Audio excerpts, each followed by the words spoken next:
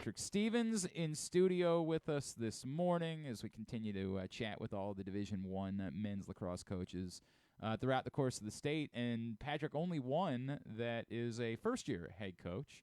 And this is my first opportunity to catch up with him as the new head coach out in Emmitsburg at the Mount is Coach Chris Ryan, who is with us this morning here on GCR. Coach, it's Glenn and Patrick Stevens. It's great to chat with you. Thank you for taking the time for us this morning. My pleasure, guys. Always good to get on here and talk about the Mount and Mount Lacrosse. Well, Coach, I have not had the opportunity to chat with you since you took the job. I think the thing that jumped out at me is it seems obvious your relationship with your athletic director, Brad Davis, that goes back to your time together. Were there other things that said to you, like, the Mount is the place? It seems so obvious, like, to reconnect with somebody, but were there some other things that you said, hey, also this mattered to me significantly as well? Yeah, I think there was a number of different factors that played into our, mine and my family's decision-making process with making the move down to the Mount after 23 years, up in Erie at Mercier. So, I think one, Brad absolutely played a large part in giving me the confidence to come down. One of the things I love, though, is, I worked at a small Catholic university for 2 decades. So I was pretty comfortable with the surroundings. I was comfortable too that when I looked at the situation and made an assessment of the program, I just felt that there was a really high ceiling. Like I thought that there was a lot of room for growth at the Mount.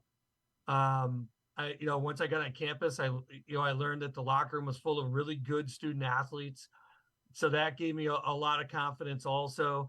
But just sort of this overwhelming feeling that we could push this thing a little bit further here. And I said as a coach, I've been really fortunate to have been able to experience success, on the field in my profession. And I wanted to go somewhere where I felt I could be competitive and that the team was going to be competitive. And I thought it was a great conference to be in. I thought that there, like I said, that there was a really high ceiling and there was just a lot that we could accomplish here. Chris, it's Patrick Stevens. To build off of the thought of the really high ceiling, what do you see as the potential at the Mount? Like you said, in a league that I think it's fair to say that the Mount has had success in the past, back in the Metro Atlantic, but also geographically situated in a spot where you're pretty close to a lot of talent as well. Yeah, it's where my vision for the program is pretty simple because I don't think I'm an overcomplicated person, although my wife would probably disagree with that assessment. But when taking a look at the program, and you mentioned, Patrick, you mentioned a couple of the different factors. I see us being able to grow this thing into a top 30, 25 program to be able to compete on a yearly basis in the MAC for the MAC championship. I would love to say we would like to win it every year. I don't know if it's going to work out that way. But to be ultra competitive within the conference and to sort of get the Mount, into more of the forefront, especially in the area. One of the things that Brad said to me when the hire was made was this is a Division I men's lacrosse program in the state of Maryland, and it needs to be important. So the school has made a push into the program. Brad being a huge supporter of lacrosse, immediately, again, I think he also saw the ceiling and the potential, and the school has made a significant investment in the program. We look forward to, like I said, pushing this thing forward. Coach, before we get into your roster this season, what to expect from your team, I got to be honest, as I look at you, I'm a little bit disappointed that you're not wearing the shirt and tie as we do this conversation. Can you tell me the history? I thought you just had some overblown thing that I might be better looking than I actually am, to tell you the truth. Maybe it's just stunning getting on this. So can you give me the story about?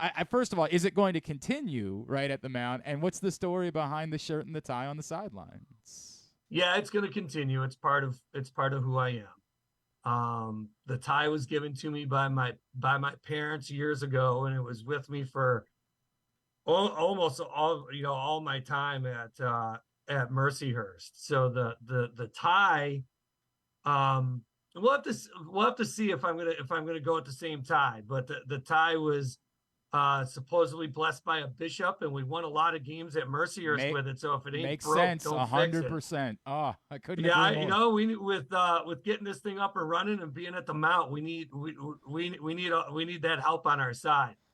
So we'll see how it goes.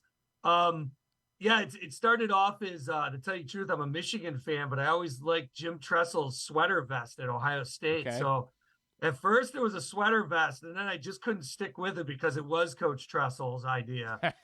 So then it got stripped down to just the tie. But yeah, it's I think I've put on a little weight while recruiting here and working here, so I got to get out and get a new white shirt this year. But Brad asked 2 days ago, I was on the phone with Brad, and Brad goes, "Sticking with the shirt and tie?" And I said, "Yeah, Brad, I'm sticking with the shirt and tie." He goes, awesome. "All good." So yes, Saturday at Navy, I'll have the shirt and tie. How have your typical days gone since arriving at the Mount back in the summer? I don't know, Pat, because I don't know when one started and one's ended. To tell you the truth, it's been one big blur. People ask me how it's going. I said I'm working late and putting on weight. That's how it's going right now. So, I mean, typically with Coach Dugan and Coach O'Hagan and Coach Murphy, it has been a lot of hours. There's a lot of different, we'll say, facets of the program right now that are under development. And we are working pretty hard. It's been a lot of hours. My family, Karen and the kids, are actually still up in Erie for the year, as my oldest is a senior in high school. And I've made the comment, like, I really think that's probably best at this point, because all the hours that we're sinking into the program as a whole. So it's been, I'm running on fumes this morning. I got home about 11:30 last night, and you just sort of roll out of bed and it's Groundhog's Day and it starts all over again. You get in there and you just keep working. So that's, we knew coming in that there was going to, a lot of time and sweat equity was going to be required here. And, as a staff, we're definitely working hard. He is Coach Chris Ryan from Mount St. Mary's. They open up the year Saturday at noon at Navy. Coach, it's a different era, right, in college sports, and so when you get a job like this, I don't know how much you felt the need to re-recruit some of your guys, but it wasn't. I don't think it was a cupboard bare situation. It was a pretty good team a year ago. What did you make of the roster? I think the guy that stands out to a lot of people, Mitchell Dunham, who you bring back defensively, and how important was it for you to make sure that you sort of had that stalwart on the defensive side? Yeah, you know what, we have lost quite a bit on the offensive side of the ball, and there's going to be some development that's going to be going on there. So you're going to have to lean on your experience. And right now, with Mitch and Jackson Phillips and Ben Ward, back there, that gives you three pretty experienced guys to lean on. I think very much so when you look at the roster.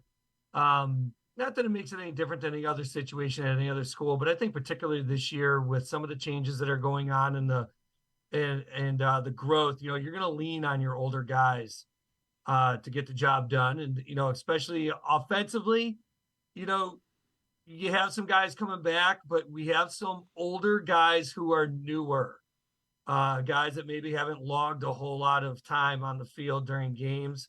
And again, they're going to find themselves in a leadership responsibility, position pretty early here. So there's I say this is a process with these guys. I love the roster. Team GPA was a 3.5. They're doing a lot of great things here, and I hope it translates into success on the field. But it definitely helps sort of having the spine of the team in the defensive end, and we're gonna be counting on those guys early on with some of the great competition we're going to run into, on the front part of the schedule. Chris, you've worked with the Water Dogs in the PLL the last few years. How much has that sort of improved you as a coach and maybe changed or altered or adjusted kind of things you approach during the college season? Yeah, interesting question. Because coaching with the Water Dogs is much different than coaching at the collegiate level. At the collegiate level, you're looked at a lot of times they have all the answers. With the Water Dogs, it's just sort of giving a suggestion and letting those guys run with it. I mean, I remember once at a timeout telling the guys, I'm like, listen, you got some of the best defensive players in the world in this huddle. Like, just go play lacrosse with it. But I can tell you, I think one of the things that it's really helped me with is sort of relationship building with my players, because at that level, you are building relationship with those guys. It's very much on that, not to use the word level again, but on that level with the Water Dog defense, because those guys are very well versed and very talented and super athletic. So it's more or less getting to know them, and like I said, having a relationship with them where you're making suggestions and really letting them make the final decision on what they want to do. It's hard to tell Dylan Ward what you're going to do in front of him. Dylan's going to tell you what he wants done in front of him with it. So when it comes to at the collegiate level, I think it has sort of loosened me up a little bit with the guys. I think over the last couple of years, I don't know if it's just becoming older and a little more experienced, but I have felt myself sort of calm down a little bit with it. Plus, I mean, if I kept the pace up I was at, I don't think I was going to live very long, to tell you the truth. So just being able to be comfortable with your surroundings, have confidence in the kids that you're putting out on the field, and letting them make plays, and again, developing those relationships on and off the field that are going to make for a good culture. And then what about just the difference in the jump from the D2 level to D? Like, is it still the same job? Like, do you still say I'm a lacrosse coach, right? Or is it dramatically different making that type of jump? No, you know what? I'll equate it to being at the first Water Dogs camp, and we scrimmaged the Redwoods, and Miles Jones came running down the sideline directly at me. And I was like, wow, this is a lot different than Division II. Yeah. And going back to the last question, I mean, very much going and working with the Water Dogs. I had told Brad at the time when we were at Mercyhurst that it was going to be the greatest internship that I've ever had. And there was an adjustment period. Again, you're adjusting to the type of coaching that you're gonna have to do. You're adjusting to obviously a different level, different players, different attitudes. Making a jump from Mercyhurst to the Mount, I think that it is in a lot of ways very much the same job. Lacrosse is lacrosse, and maybe it's a little bit obviously closer, or a smaller adjustment to Division I to Division II than it was from Division II up to the PLL. But obviously things move faster, bigger athletes, faster athletes. I think you get bigger staffs, more experienced staffs. So there's going to be obviously an adjustment period with that too. But when it comes down to it, lacrosse is lacrosse, and you have to go coach it, and you have to go coach your kids. And that starts on Saturday in Annapolis at noon against Navy, where they certainly have some dudes. Like, there are certainly some big boys down there. There's no doubt about it. They do. They do ahead. Present certain challenges. Yeah, no question. Yeah. No question. Hey, Coach, great to meet you. Looking forward to seeing your team and chatting with you moving forward as you settle in out in Emmitsburg. Thanks for spending a couple of minutes with us this morning. Looking forward to doing it again. Thanks, guys. Thanks for having me on. Go Mount. Coach Chris Ryan, first-year head coach at Mount St. Mary's, a thumbnail on the Mountaineers. Well, first of all, it sounds like he needs to meet the Archbishop of Baltimore. Right, get a new tie. Yeah, 100%. Right? Something blessed, right? So beyond that, you would think the Archbishop would do that for somebody working at a Catholic You would institution, think, right?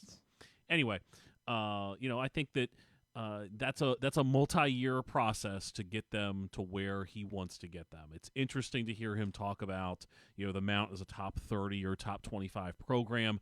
I don't think anybody's really thought of them being able to have those those aspirations.